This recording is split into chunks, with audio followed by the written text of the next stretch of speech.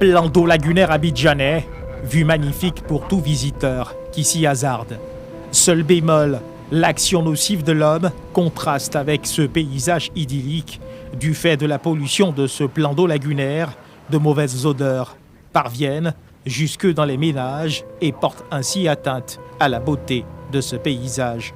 Les risques de maladie sont tout aussi importants et la beauté de l'image de ces oiseaux qui volent au-dessus de ce plan d'eau lagunaire n'enlève rien à la réalité.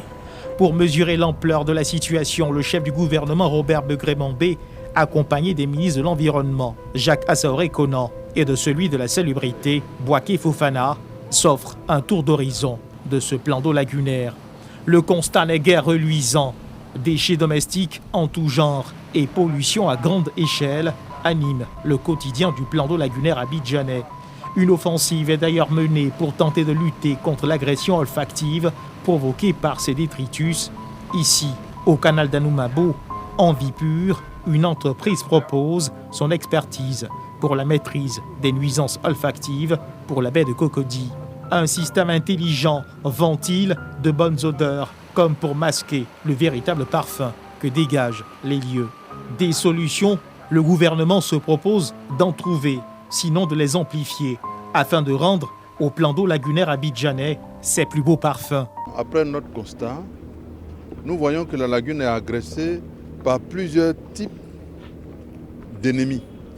Des ennemis naturels et des ennemis issus de l'activité de l'homme. Quand la lagune reçoit des eaux usées qui ne sont pas traitées, ça absorbe l'oxygène contenu dans l'eau. Et ça nous donne les résultats que nous avons constatés il y a quelque temps où les poissons sont morts en grand nombre. Parce que là, comme le ministre de l'Environnement et celui de l'Assainissement vous l'ont dit, c'est dû à la combinaison de plusieurs facteurs. L'agression liée à notre indiscipline, malheureusement, qui conduit la lagune à être un dépotoir pour tous les déchets plastiques. Vous en avez vu plein sur la lagune. Quand on a regardé tout cela, à chaque agression, nous avons à trouver une réponse.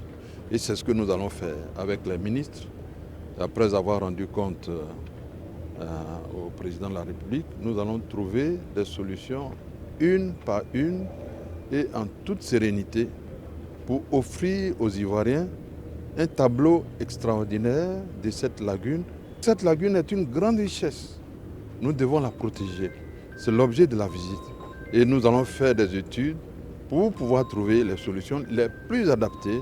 Et la lagune sera autre chose, je peux vous garantir cela. Le chef du gouvernement Robert Begré-Mambé marque ainsi son engagement à faire de la ville d'Abidjan une véritable perle des lagunes.